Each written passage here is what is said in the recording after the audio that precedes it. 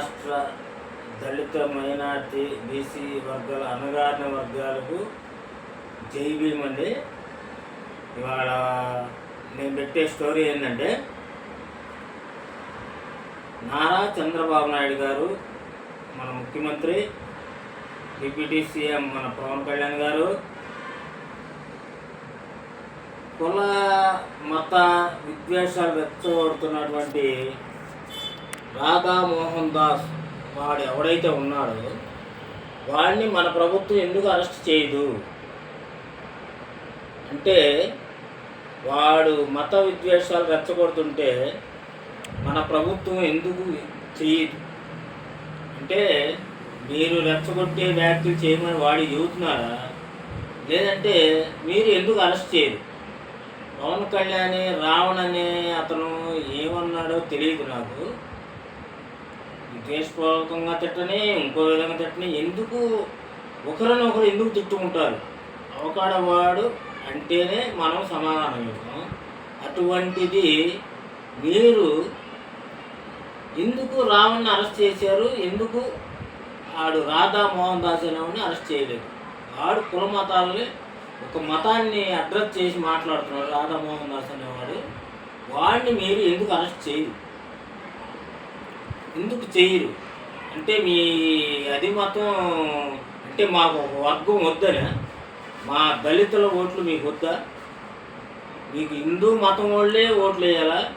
హిందూ మతం కూడా అందరూ సోదరి సహోదరులు.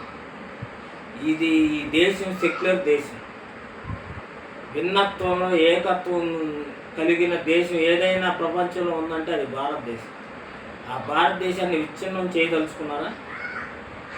ఎందుకు మీరు రాజకీయంగా అలా చేస్తున్నారు? రేపు పొద్దున మీకు మా ఓట్లు అవసరం లేదా? దళితుల ఓట్లు అవసరం లేదా? దళిత మైనారిటీ బీసీ వర్గాల ఓట్లు అవసరం లేదా? హిందువులు, క్రిస్టియన్లు, మైనారిటీలు అందరూ ఒకటేనండి భారతదేశంలో. అందరూ ఏకత్వం అయితేనే కదా మన భారతదేశం. చంద్రబాబు నాయుడు గారు ఆలోచించండి. మీ ఎమ్మెల్యే డిప్యూటీ స్పీకర్ రఘురామకృష్ణరాజు వాడు ఒక బ్యాంకు దొంగ. అంటే మీకు ఎన్ని డబ్బులు ఇచ్చి వాడు సీటు కొనుక్కున్నాడు నాకైతే తెలియదు. వాడికి సీటు ఇచ్చారు.